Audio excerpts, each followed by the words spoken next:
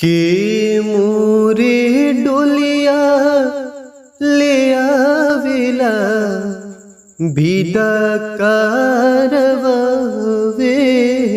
हो।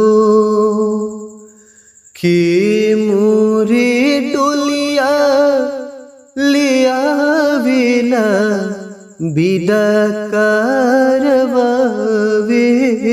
हो।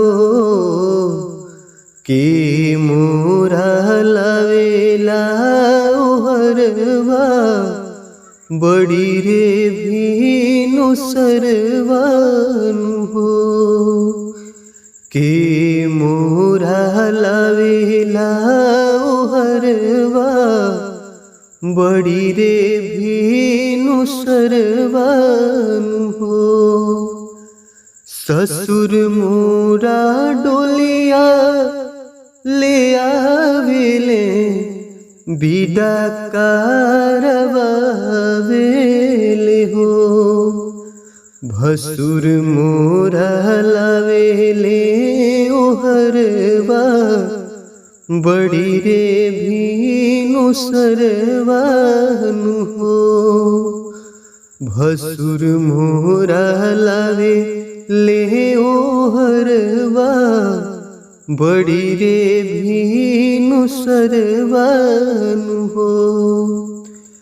एका को से गईली दूसर को से अवरु तीसर को से हो। घूंघुटा उठाई बेटी देखली ना लौके नैहर के लोग हो। घूंघुटा उठाई बेटी देखली ना लौके नैहर के लोग हो।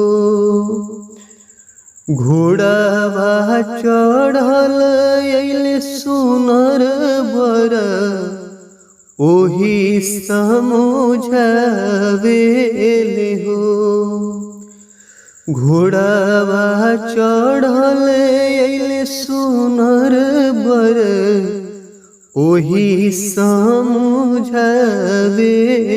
हो।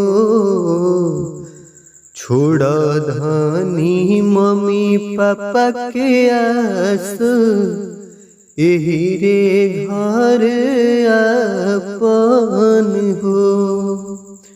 छोड़ धनी मम्मी पापा के आस एही रे घर आपन हो।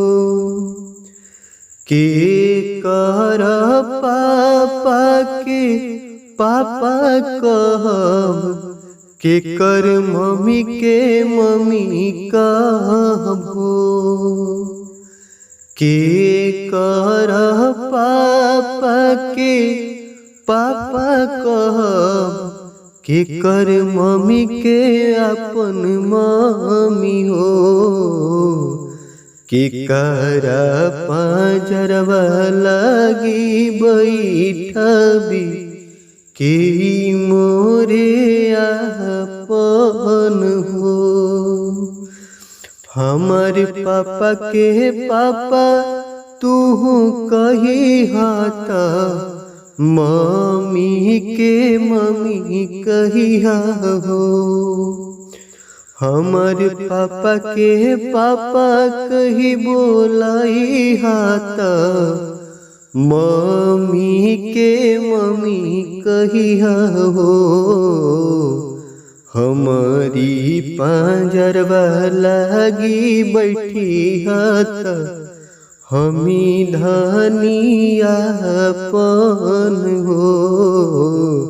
छोड़ धनी मम्मी पापा के आसत एही घरवा आपन हो। छोड़ धनी नैहर के आसत एही घरवा आपन हो।